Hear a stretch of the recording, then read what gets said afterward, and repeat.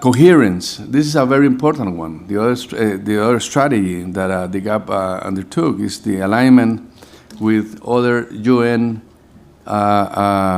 agendas, particularly Agenda 2030, SDG 5. I mean, that's a very important thing because it is going to open up a full spectrum of possibilities there. Gender-responsive implementation, a means of implementation. That's another important thing to assure us that we would have accomplished what we are pursuing with the GAP. And of course, monitoring and reporting. That one is a very important one as well. So these 5 broad strategies brings into the table a very nice opportunity to implement the action plan at the national level. We are saying to countries then, listen guys, here we have already an action plan. You have to consider this plan in your own NDCs and in your strategies to combat climate change.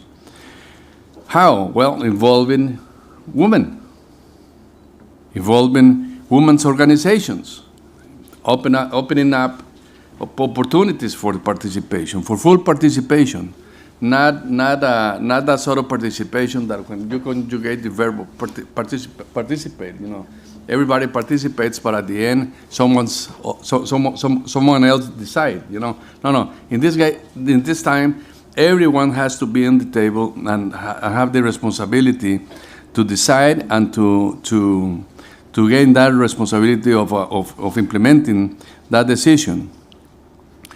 Prioritizing funding, training, for example, and capacity building to support women, especially from developing countries. We could consider as well investing in national or subnational participatory, multi-stakeholder and multi-sectoral climate change gender action plans. You know, that's an important way as well to open up the possibilities. Other thing that we could do at the national level is developing training for women and women's organizations to access the climate financing, technology, development and transfer, capacity building and benefit sharing, among others.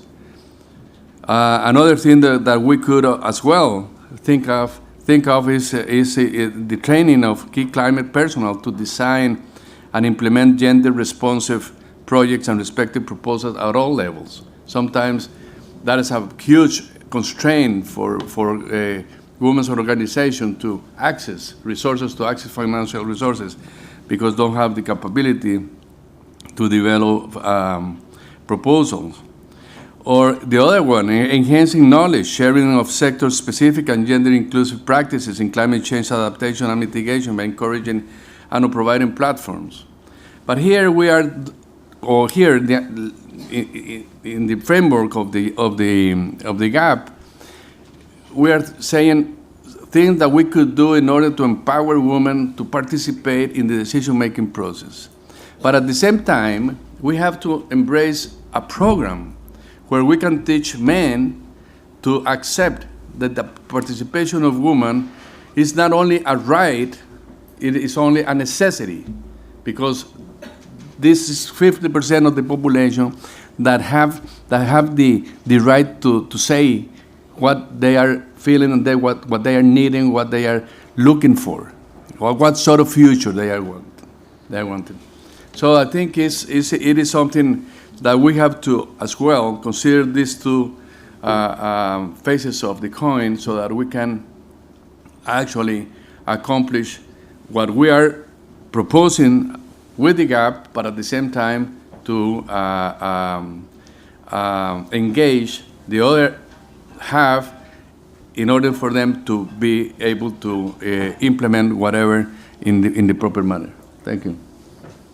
Thank you very much, Edgar. I must say I really like to begin a panel in the context of UN Women and our theme of promoting gender-responsive and human rights-based approaches with a gender-responsive man. That's helpful. And so, Tomoko, what do you see as challenges in ensuring that nationally determined contributions, NDCs, incorporate a gender perspective and human rights, in particular in relation to the transformation of national economies and societies, while striving for inclusive and equitable development approaches, and given your ILO background, including the just transition.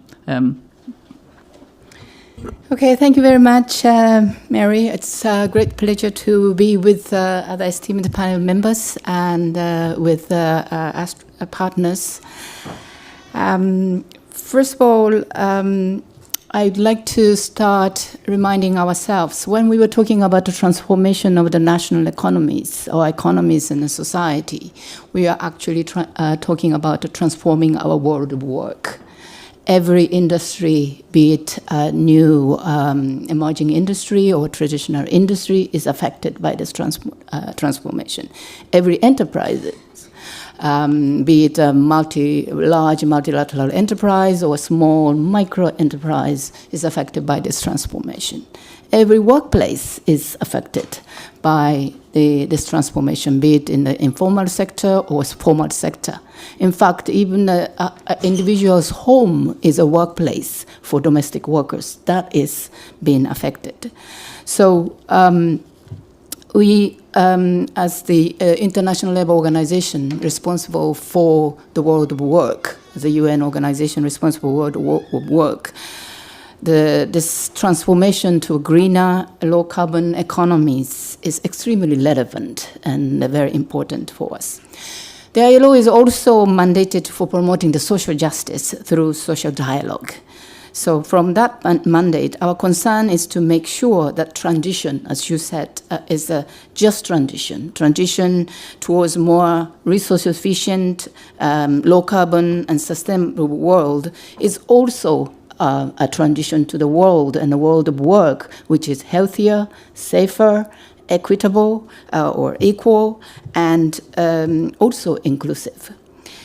And when it comes to gender issues, just transition recognizes women as entrepreneurs and workers. When I say workers, as I mentioned, we cover both the workers in the formal setting, formal economy, but also informal economy, also paid workers and non-paid workers.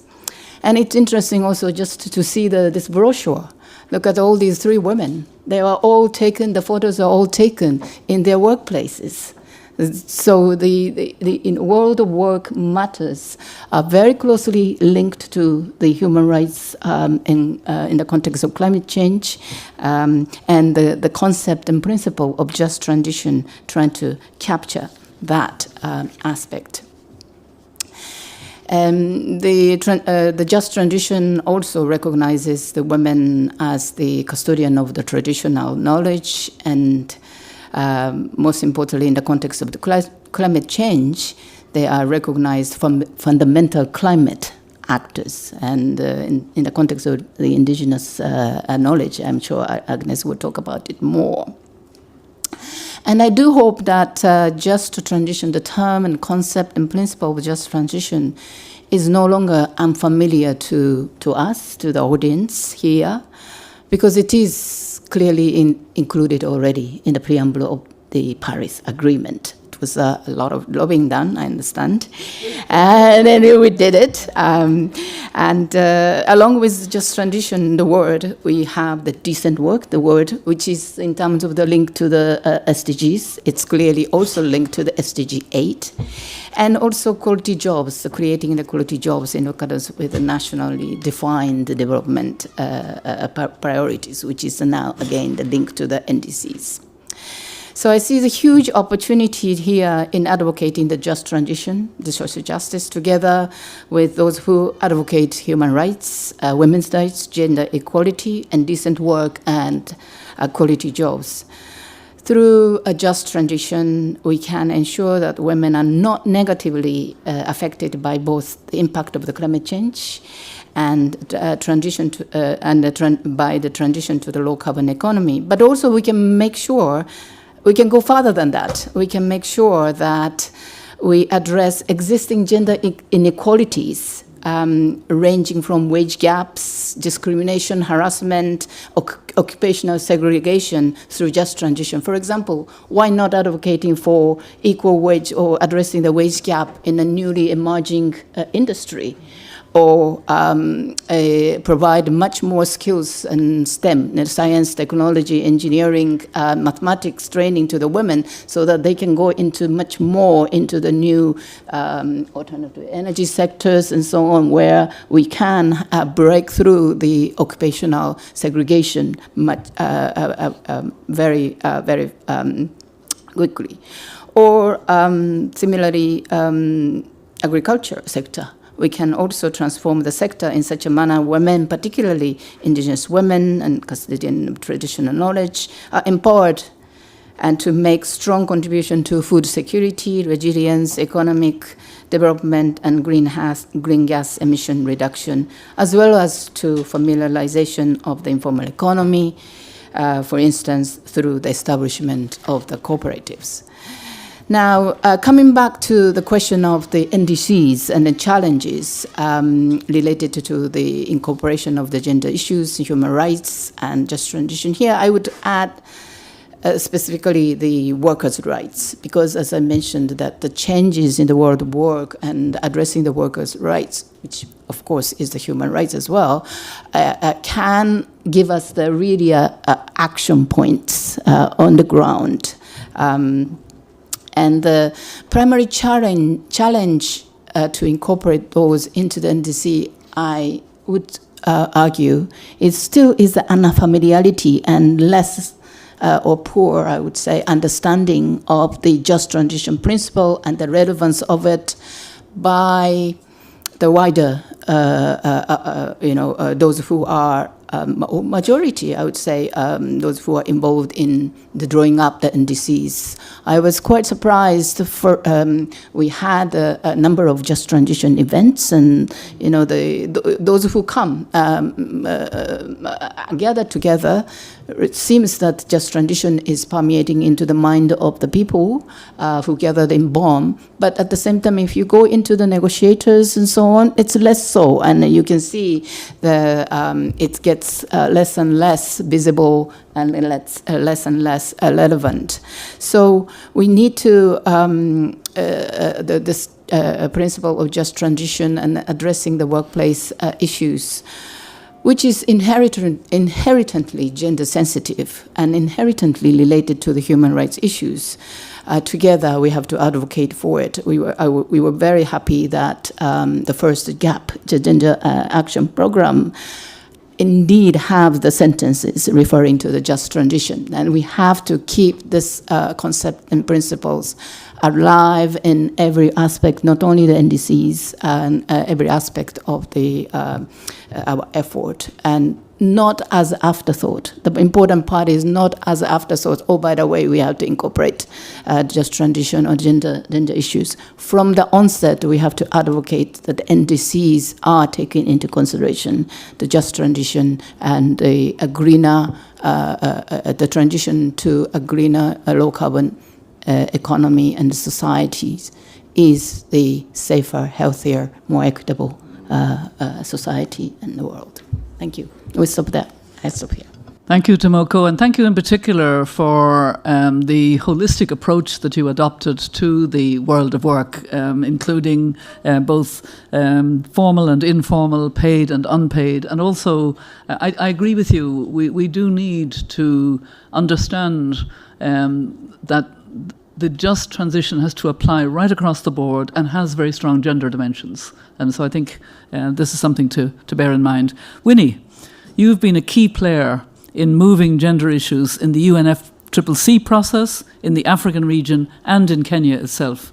And given these different hats that you've worn, can you share with us your experience first with your government hat on the challenges that the government of Kenya faced in integrating gender into climate change policies, particularly in your experience of developing your NDC, and we would also be interested to hear from you what your thoughts are to better integrate gender and human rights issues in the implementation of the Paris Agreement, including with respect to the facilitative dialogue and the transparency framework. So first I want you to adopt your government hat, and then you have to be more careful.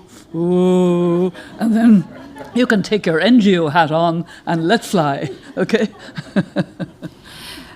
Thank you, and let me thank UN Women and the panelists and you, Mary, for this opportunity. Fortunately for me, when I wear the Kenyan hat, I wear the Kenyan hat as an accountability holder mechanism. So I chair the National Gender and Equality Commission that continuously must keep reminding the Kenya government that they are not complying with the gender principles. And I think across board, at national, domestic level, regional level, I see a lot of paying lip service to gender. It has become the norm, the best thing to do, to put it in laws, to put it in policies. But it's so challenging when it comes to implementation. I'll give you the example. Kenya has a very progressive constitution that does recognize the gender principle. We have a whole section on human rights. And being a human rights student, I love the rights-based approach because it gives everyone an opportunity to participate. And all those principles are within the Kenyan constitution. And then they set up bodies that are supposed to monitor. And so what we do, on a daily basis, we have to keep reminding the government that they have a constitution that has a mandate that they are not respecting. And so it becomes easy to say we are gender responsive, we put it in the law, we put it in the policy, but actually where we need to be more active is in monitoring.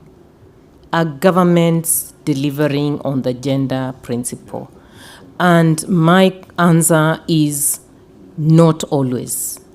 For example, in Kenya, we have a section that did not quite clearly indicate how women would come into the decision-making process in parliament. And I have spent 6 years with 7 matters filed in a court of law seeking to enforce the principle on gender into the decision-making position. And therefore, when it gets to be put in the law, if clarity is not provided, it's always not implemented.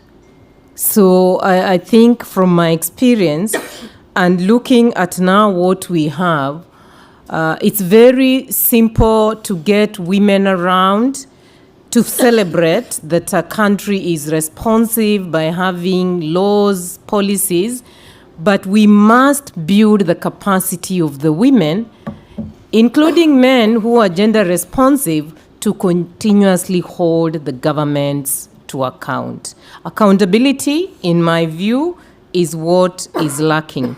And I'm glad that the national human rights bodies now are established under the UN system. And this mostly funded by the government. But of course, when they do not want accountability, the fund that comes to these bodies is so limited. And so you have to struggle looking for funds from UNDP and the other partners to be able to continuously do the work. So I think the message I want to pass is, even for the Gender Action Plan, which I was privileged to have been a co-facilitator, it's a good document. But it can be a good document and it remains in our shelves without being implemented.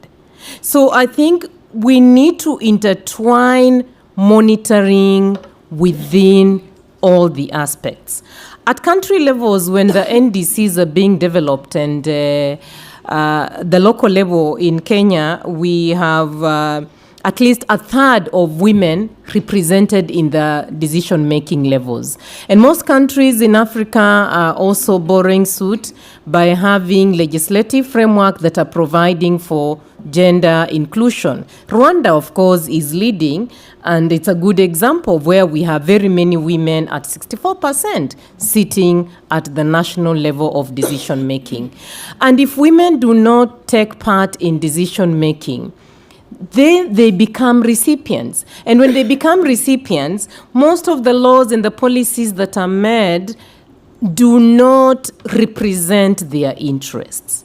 So the reasons why we need to have women sitting here is the diversity with which we have at all levels.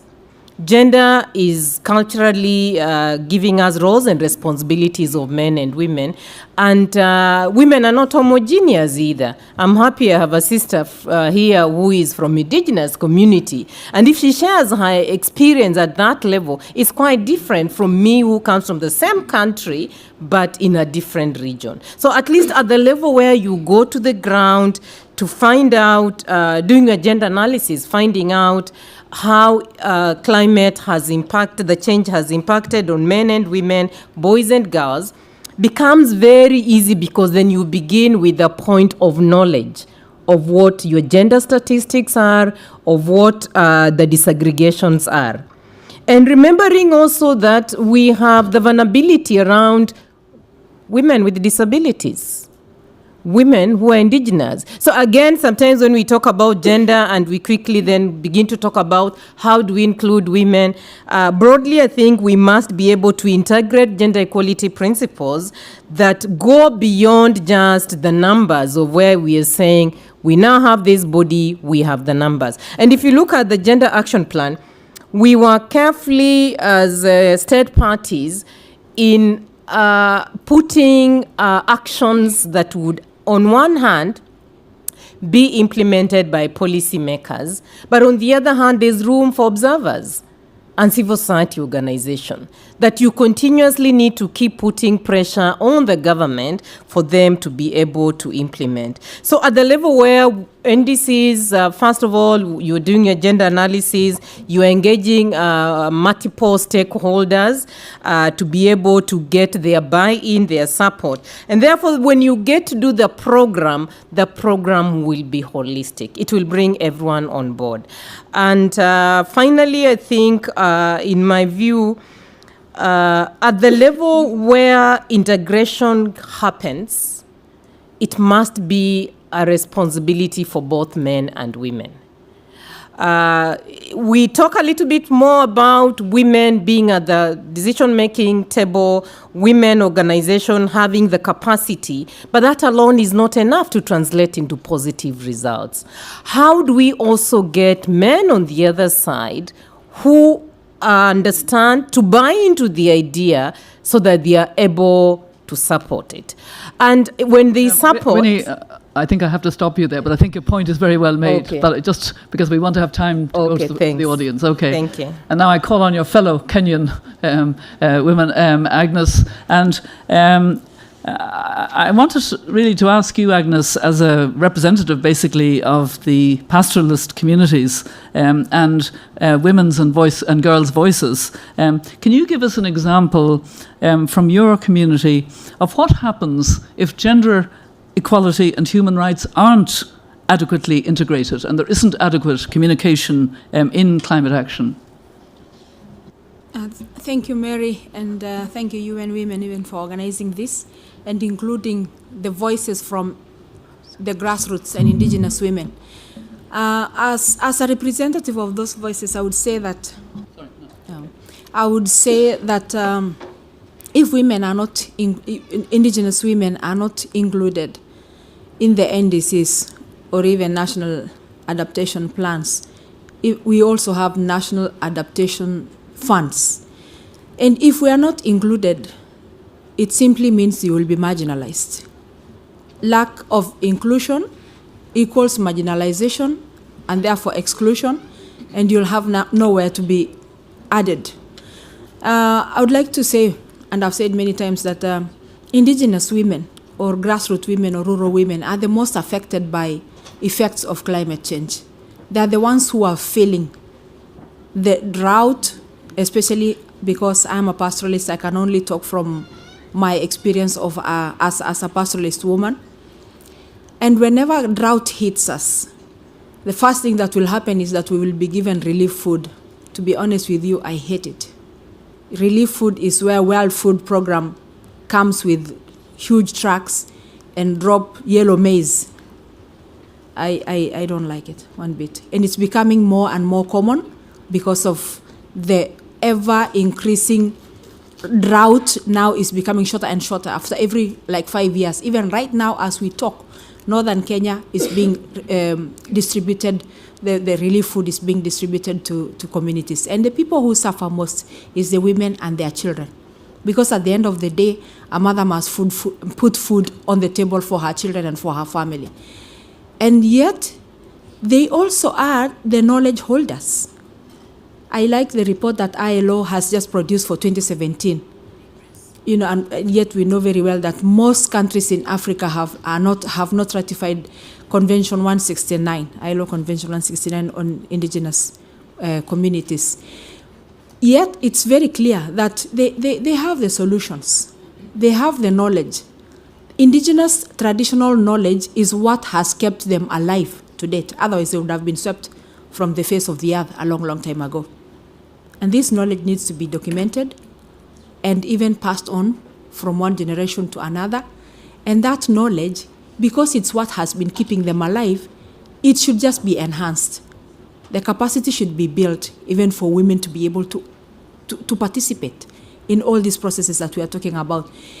Winnie just talked about if you cannot even include women, a percentage of women, how about indigenous women? They are hard to reach. They live in the rurals. Infrastructure is already a big challenge. So, and illiteracy is also another big challenge. So sometimes people just give up and say, how do we include them? It's better to leave them aside.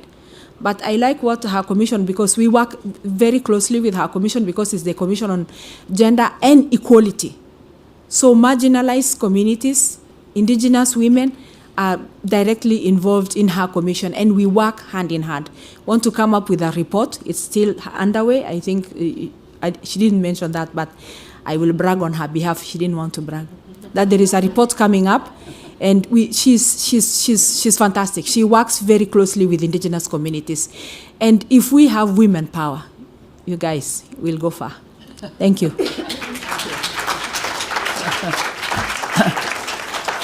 Thank you, Agnes, and bless you for being quite short, because I was getting slightly worried. They're very thoughtful contributions, so I'm reluctant to be too directive on them. Kate, you're the last panellist, and I'm actually going to invite you, but briefly, if you wish to reflect on some of the voices that you've heard from the panel. But I also have a specific question for you, and so I'll give you that and then let you decide. I understand that General Recommendation number 37 on gender-related dimensions of disaster risk reduction in the context of climate change is about to be adopted. And I'd like you to elaborate on what role human rights mechanisms play in promoting more effective, gender-responsive and rights-based climate action. In other words, how can the work of the UN human rights system that you're Deputy High Commissioner of be more closely linked to the work of the UNFCCC? And then if you want to comment on some of the others. Thank you very much, and it's a wonderful honour to join the conversation, and thank you for the opportunity, and to my UN partners, it's a joy to be with you.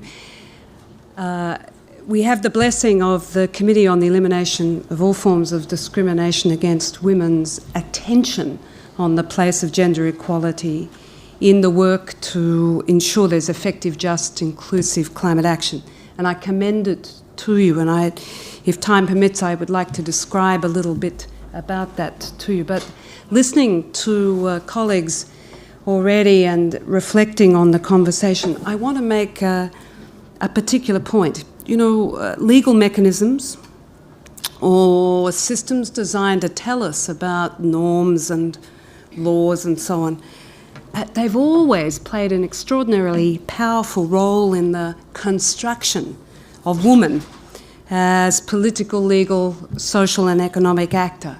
I just want to remind us, and we should be very clear, that historically, up until very recent times, those systems have conspired to deprive women of their legal personhood, have ascribed to women second-class status, have emboldened those who are not women to consider themselves erroneously as more entitled, more competent, and more capable. And so persistence is that legal legacy in toxic discourse that even when it's replaced, as we've heard, even at the level of constitution. And so persistent is the influence of those who still north and south would seek regression against the realisation of those rights. That, friends, irregardless of what the UN human rights system does in 2017, we cannot relax. Can you imagine that in 2017 we still cannot assume that gender equality, women's voice, the specificities of women's experience will be deemed important enough to be at the table of decision-making, of participation, and of accountability? I mean, God bless. Someone has to. The human rights mechanisms for understanding at long last, again only recently, just how essential gender equality, gender justice, and inclusion of women is to peace, to prosperity, and to a sustainable climate of participation for climate action. In this, I want to stress, there's nothing, well look, there's so many things, let me put it in the positive. There are so many things unique and exceptional and unprecedented about climate instability, global warming, unchecked consumption. But there's absolutely nothing unique enough about it to be other than gravely familiar to us as it seeks to silence women, and in particular women human rights defenders, as it seeks to use violence against women, to render women's concerns invisible, and as it presumes to represent women even when they are not at the table. This is not, friends, about rules. This is fundamentally about law and the ways and the means in which women are being locked out, excluded, attacked. And I want to stress here, including through sexual violence, deliberately targeting women, environmental human rights defenders. This is not just coincidental. This is part of a persistent, enduring system of stratification. According to what? Genitalia? CEDAW is making, the Committee on the Elimination of Discrimination Against Women is making a remarkable contribution to elaborating what it means to have gender-sensitive climate action. But listen to what they're saying. Don't be violent. Don't be violent. Be transparent. Be inclusive. Notice intersectionality between gender, ethnicity, race, indigeneity, disability, identity in all its forms. Don't discriminate. Involve women because they are first responders. Listen to women. Friends, we've been saying that for centuries. We celebrate the leadership across the human rights mechanisms. It's not only the Convention on the Elimination of All Forms of Discrimination Against Women that enables this invocation to gender equality to be articulated. Special rapporteurs, independent experts, the High Commissioner, the office that he leads, treaty bodies galore have said it. We know it. How can it be that we should tolerate for 1 second longer captain or priest of culture, conflict, corporation, or of climate, captain or priest of church? How should we tolerate for any minute longer their instrumentalisation of the fiction that women and men are not equal? This has to stop. This is corrosive. We can't afford it. It's wasteful. It's dumb in principle, dumb in practice. And if we can bring it to an end, we have more hope, we have more talent, and we have more contribution.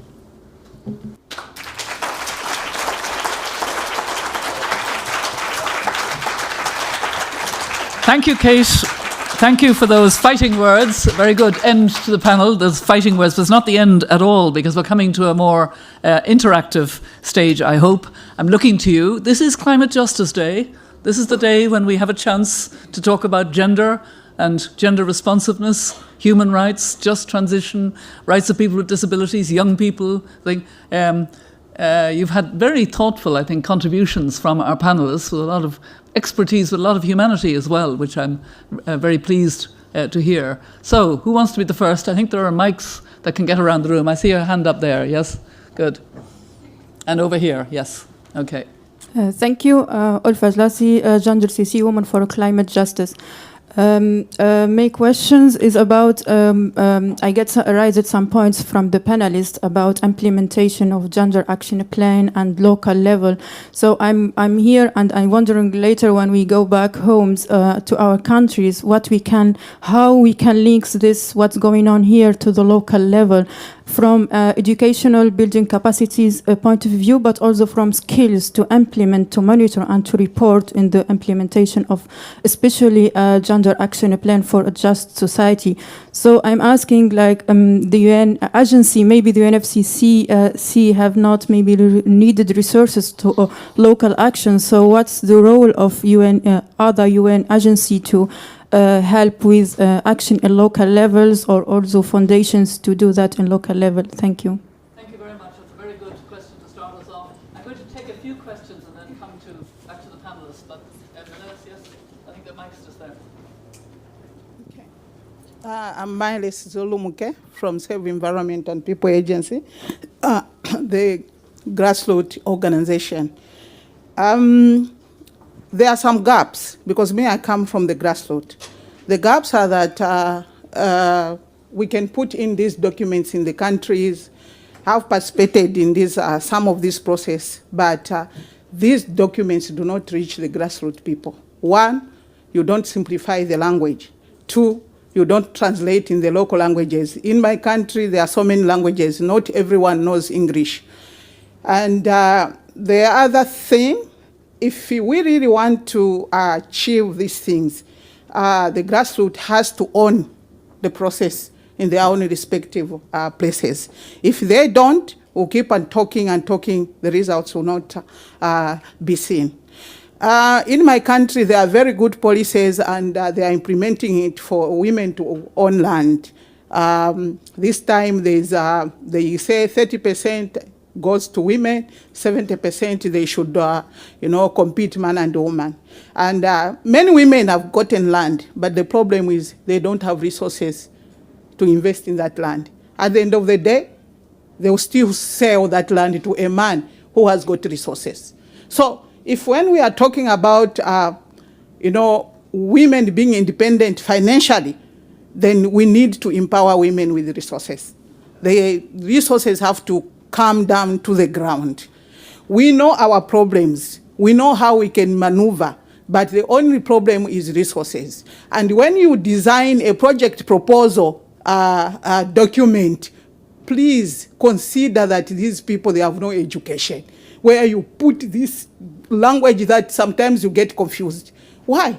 And when you see that they've tried their best, please come down to them, sit down with them, that, okay, your proposal makes sense. What do you want to do? And then help them so that that proposal can go through and they can start implementing. I'm a very good example. Jeff, we have benefited because when I wrote the proposal on behalf of the communities who came to us that this is what they want, Jeff came to the ground and sat with us and helped us until we accessed the fund. Today, the women that I work with are able to send their children to school, and they are able also to feed their families. So thank you. Thank you very much, Miles, and congratulations again on getting that Jeff grant. I mentioned it, in fact, at a meeting where the head of Jeff was there, Naoko Ishii, and I think it needs to be acknowledged that far too little gets to grassroots, but you managed to break through all those barriers, and it's a good precedent for us. I want a couple more questions before I come back to the panel. Come on, Climate Justice Day. Come on. Hey, good. Hello, my name is Elina and I'm from Kazakhstan. And I just wanted to raise the issue that our region, the Central Asia, former Soviet Union countries, I mean, we still have a lot of issues with women rights, human rights. We have a very bad legacy of the Soviet Union, our country being the resource country for the development. So for me, it's just a general question that. Can you just tell us what you do? You didn't mention. I'm part of a Climate Action Network, and also I'm an NGO leader in Kazakhstan, and we work on environmental issues. Good, thank you. Have you finished your question? I think he wants to go on. Yes, just the question is how to make sure that the people from our region, the women and the young women, how can we make sure that they're also included? Because I see that we don't really have many representatives. We are never showcased in side events like this. So how to break that iron wall that is still there from the Cold War? That's my question. Thank you. Very good question. I think I will now come to the panel. Unless there was another hand showing. I'll give you time to think. But we do want this to be more. One more, and then I'll come to the panel. Okay. Hi, I'm Laura Cooper Hall with the Women's Environment and Development Organization, or we do. I'm just wondering if there are any kind of practical or just thoughts on or suggestions on how we can navigate these spaces that have a very active history in terms of regulation of bodies and regulation of ideas because how do we reconcile the personal and the political in these spaces that are very important on the international level, but as we've been hearing, have very uneven effects on the national and local levels. Thank you very much. And now I am going to invite any of the panelists who would like to respond to one or other of the questions, comments from the floor. Who'd like to start?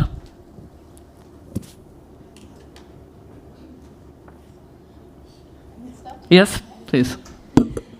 Okay. First, what can we do in terms of the implementation of the first GAP, the Gender Action Plan? Here, I think, as the UN Women's video message mentioned, I think it is very important that we look to the people who are, or the parties, so government, any stakeholders who are responsible for the SDG implementation, and then link that to hold them accountable to ensure that the SDGs attainment take into consideration the gap, and the clear linkage and the policy coherence is being mentioned. Because SDG, of course, is in terms of the gender equality, it's the SDG 5.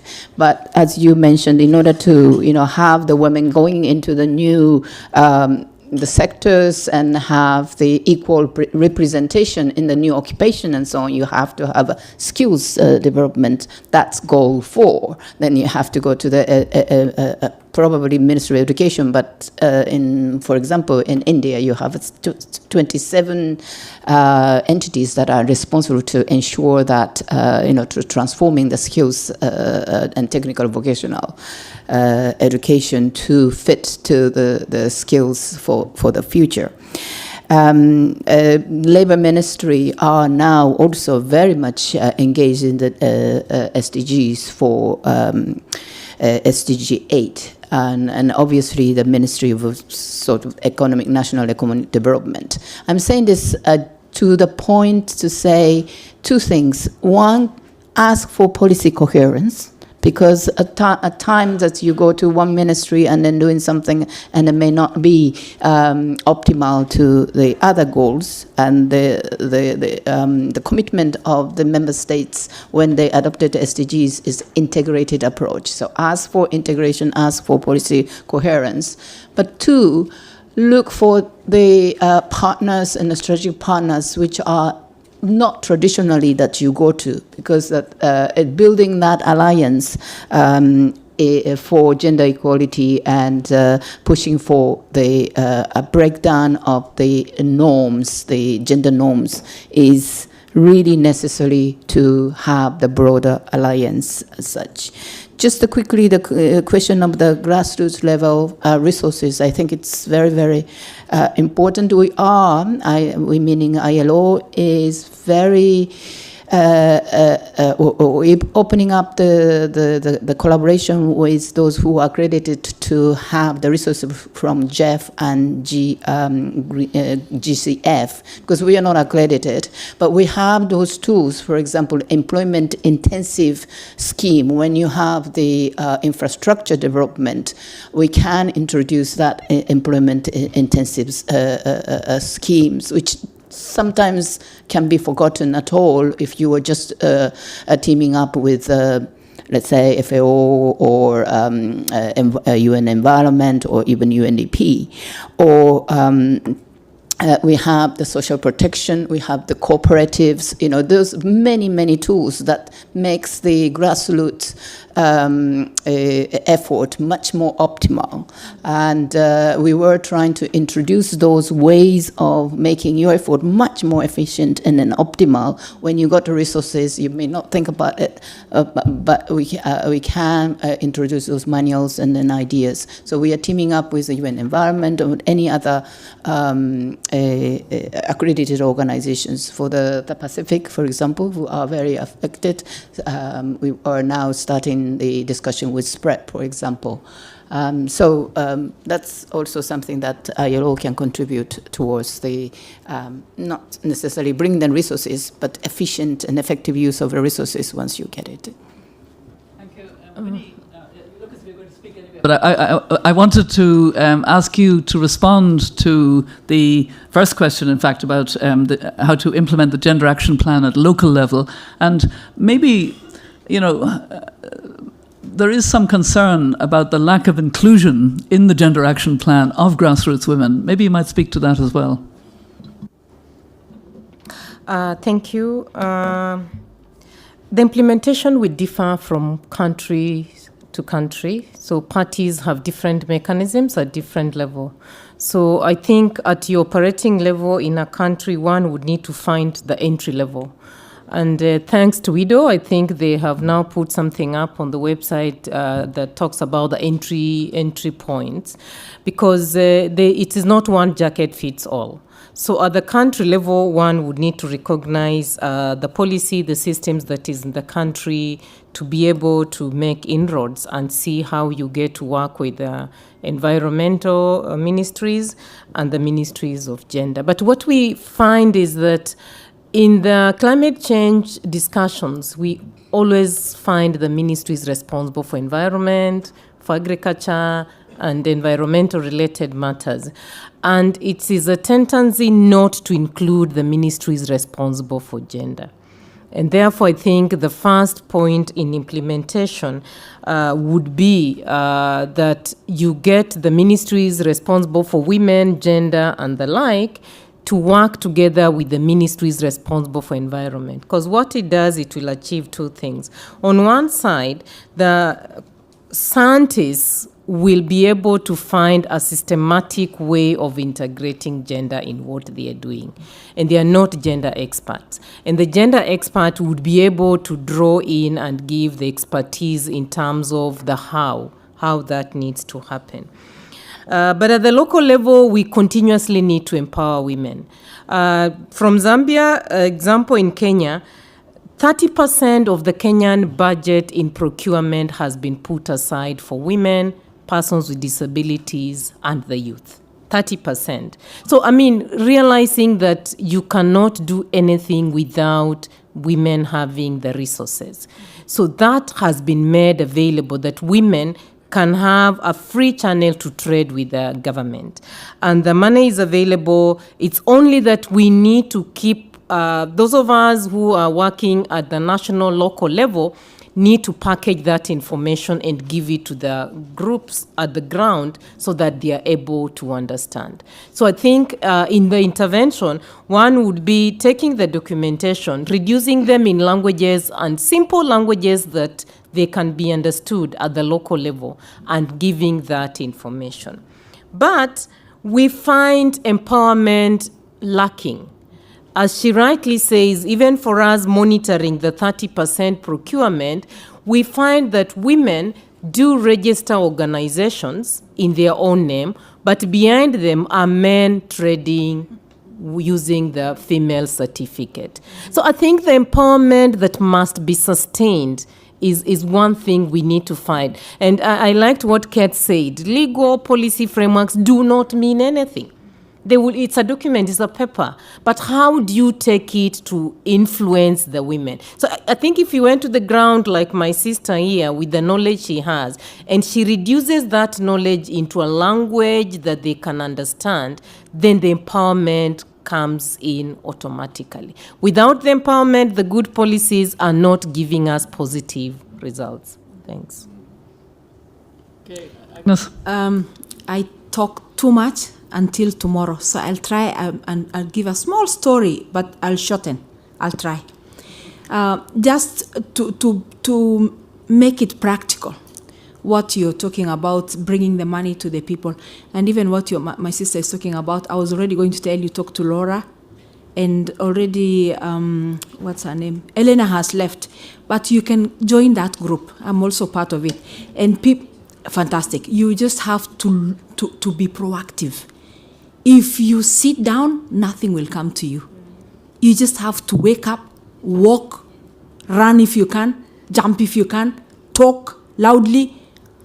Without that, you can't. I was just going to give an example of my community in terms of, we have all these funds, but they are all stashed in Nairobi. You know, Nairobi is the city. And we are in the grassroots, you don't know, but the people you are leading do not know how to read and write, but you have to represent them. So this is good because Winnie knows about this. Because of capacity building, we build the capacity of the women. For us, there are so many things that are a priority in our community. One of them is to end female genital mutilation. That's a story for another day. And early marriage. And what's his name? When he was speaking, he talked about SDG 1, 2, a girl is married off, circumcised first of all, then married off so young, then illiterate, and all those problems at the same time. So we do one thing at a time.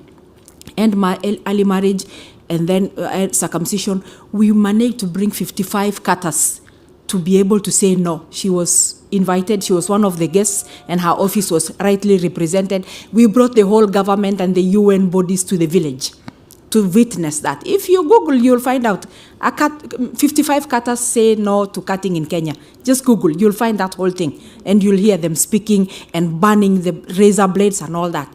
Then after that, I took on the minister for gender and told her, you know, this was a business.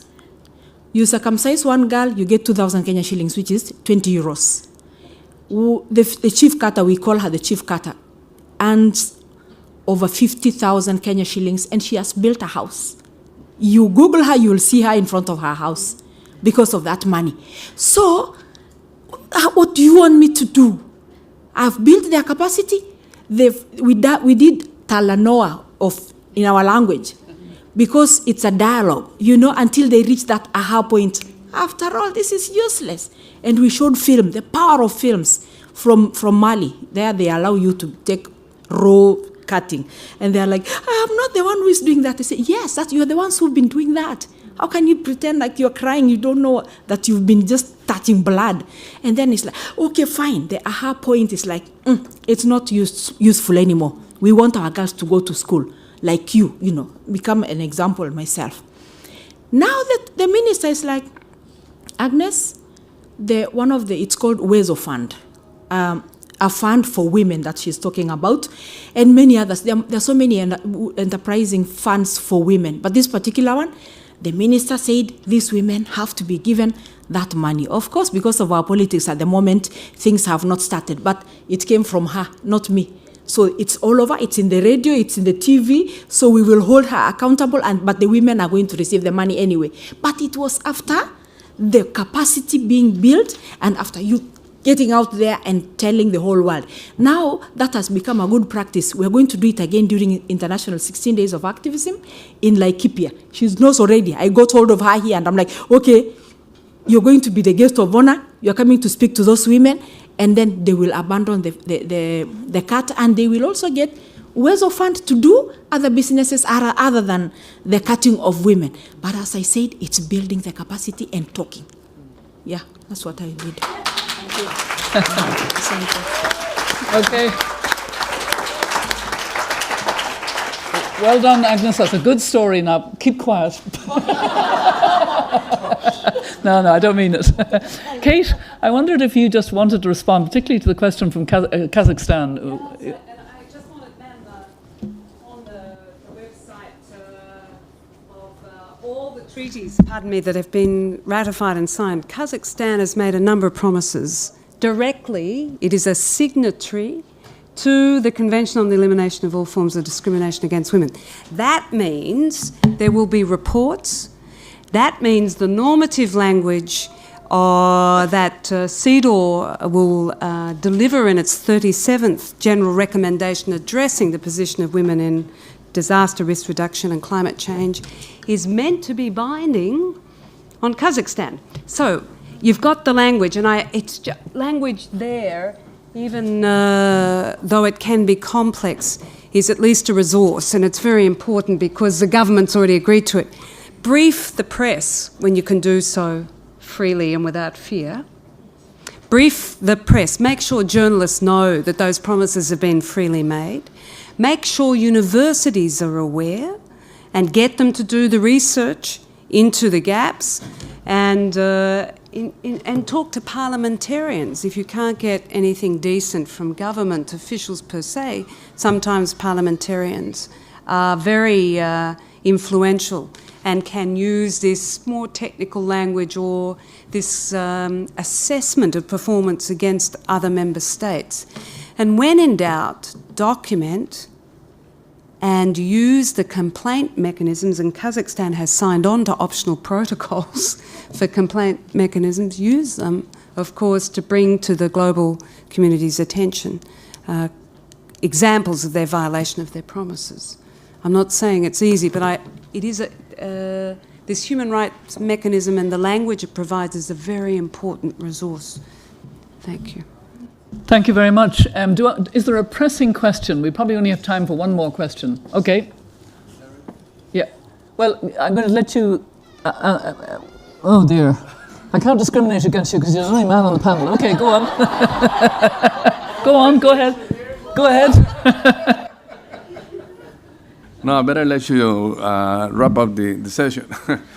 No, the thing is this. I think Winnie said it. I mean, the whole thing of this is empower women. And the lady there, I love her participation because it is saying, well, we are saying we have to empower women. But how we empower women? We cannot empower women with policies top down.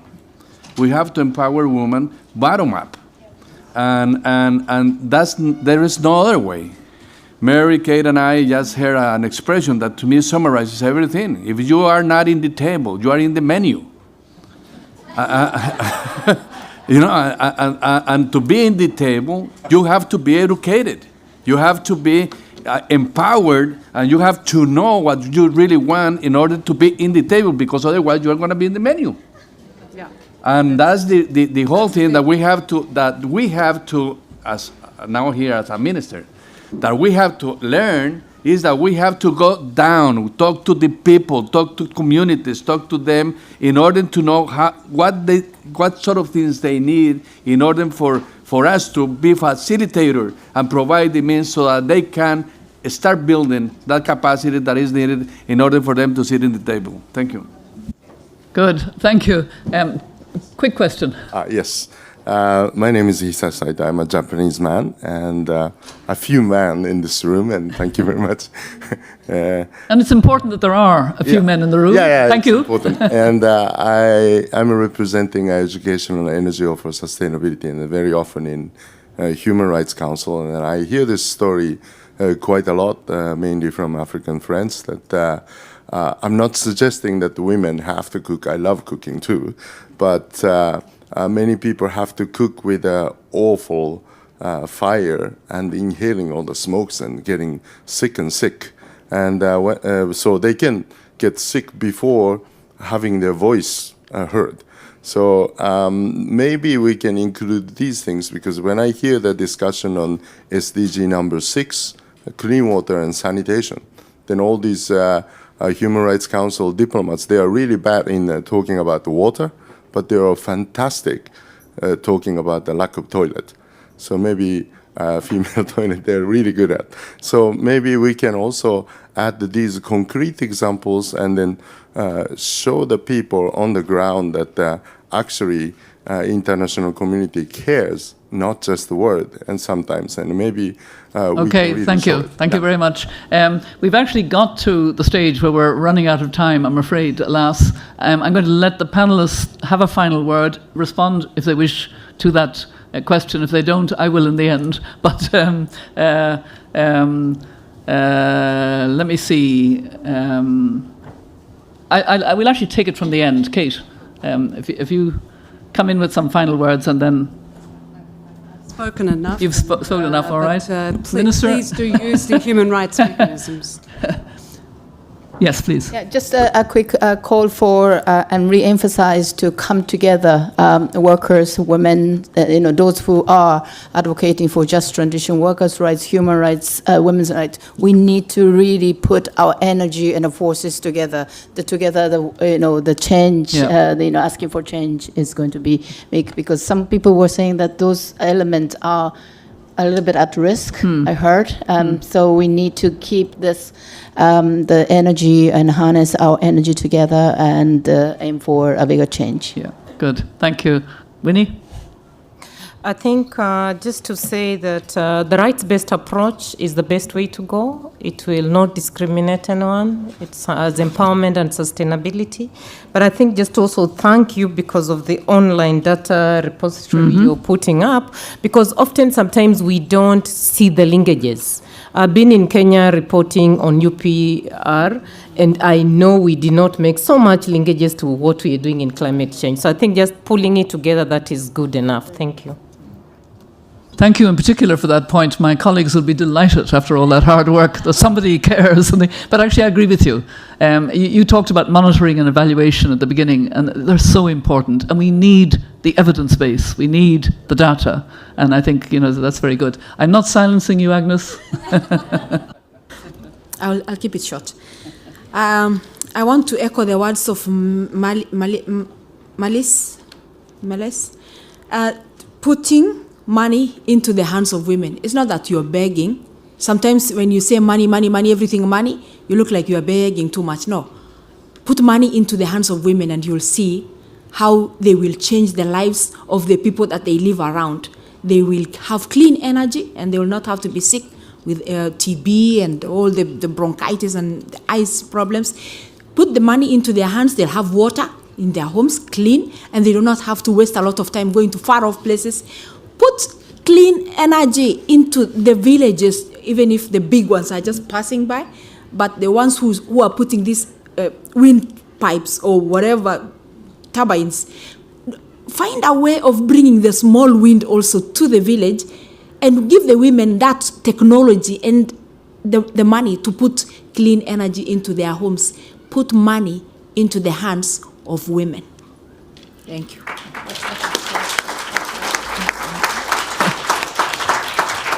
I had a feeling you were going to get a clap for that, Agnes. It's a no-brainer. Come on. I must say this has been a very interesting panel, because there's been a lot of thoughtful contributions, which I very much appreciate. And the subject itself, thank you to UN Women and those who have been involved in putting this panel together, because we do need to think about promoting gender-responsive and human rights-based approaches just to maximize the co-benefits of development and climate action, because there is an injustice in climate change, and it means that those who are least responsible suffer most. So they must be able to get the benefits. And I'm actually glad the cook stoves question was thrown at the end, because it brought us to clean energy as being part of those benefits, and we must remember that. So please join in thanking our wonderful panel, and UN Women in particular. Okay.